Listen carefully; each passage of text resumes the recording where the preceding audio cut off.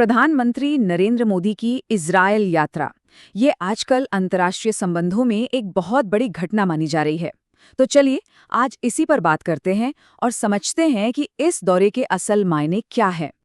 देखिए, ये कोई मामूली दौरा नहीं है। दुनिया की राजनीति में इस वक्त जो भी उथल-पुथल चल रही है, उसके बीच भारत का ये कदम अपने आप में एक बहुत बड़ा कूटनीतिक संदेश देता है।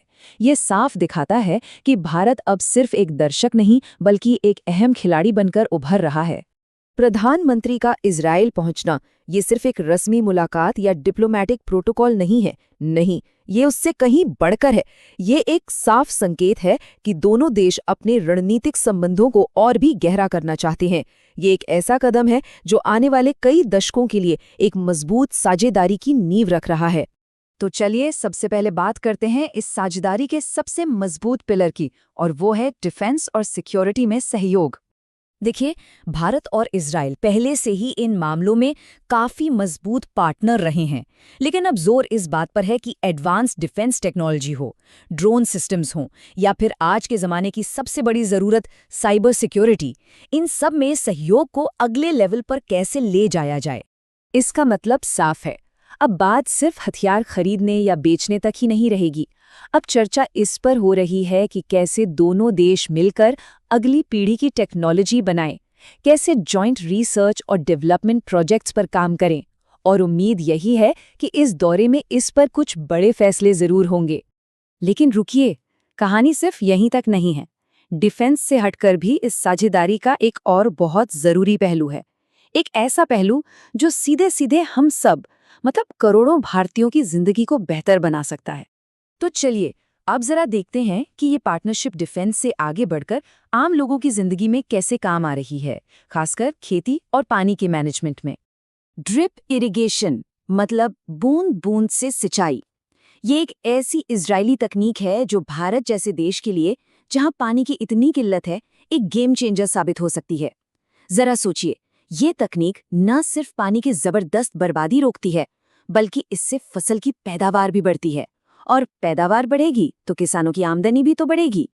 अच्छा, अब थोड़ा पीछे हटते हैं और इस पूरी तस्वीर को बड़े कैनवस पर देखते हैं कि आखिर ये साझेदारी दुनिया की बदलती राजनीति में कहाँ फिट बैठती है। देखिए, हम सब उस दौर से बहुत आगे निकल आए हैं जब दुनिया में सिर्फ एक या दो सुपर पावर हुआ करते थे। आज की दुनिया मल्टीपोलर है, मतलब यहाँ भारत जैसे कई देश हैं जो ग्लोबल स्टेज पर एक अहम भूमिका निभा रहे हैं। और इस नई दुनिया में भारत की स्ट्रैटेजी बिल्कुल साफ है। किसी एक गुट का हिस्सा बनने के बजाय भारत अपने देश के हितों को देखकर अलग अलग देशों के साथ मजबूत और स्वतंत्र पार्टनरशिप बना रहा है। इजरायल के साथ इन रिश्तों को मजबूत करना इसी रणनीति का एक बहुत ही जरूरी हिस्सा है। तो इन सारी बातों को अगर हम एक साथ देखें तो कुछ बड़े सवाल खड़े होते हैं, सवाल जो इस रिश्ते के भविष्य का रास्ता तय करेंगे। सबसे पहला और सीधा सवाल तो यही है कि क्या ये यात्रा दोनों देशों के संबंधों में एक ऐतिहासिक मोड़ लाएगी? क्या हम इसे वाकई एक नए चैप्टर की शुरुआत कह सकते हैं? और दूसरा, जो शायद इससे भी बड़ा सवाल है, वो ये कि क्या ये मजबूत होती दोस्ती दुनिया के मंच पर भारत की हैसियत को और भी ज्यादा मजबूत करेगी? क्या इससे भारत एक ग्लोबल पावर के तौर पर और मजबूती से उभरेगा? लेकिन देखिए, असली जवाब बातों में नहीं, बल्कि एक्शन में होता है। इस दौरे में जो समझौते होंगे, जो नए प्रोजेक्ट्स शुरू होंगे, असल में वही तय करेंगे कि ये रिश्ता भविष्य में किस दिशा में जाएगा। तो अंत में हम आपको इसी सवाल के साथ छोड़कर जा रहे हैं कि ये साझेदारी आने वाले वक्त में भारत की ग्लोबल पोजीशन को कैसे शेप देगी।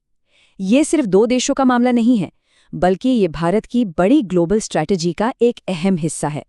और इसका नतीजा जो भी हो, एक बात को पक्की है, पूरी दुनिया की नजरें इस पर टिकी रहेंगी।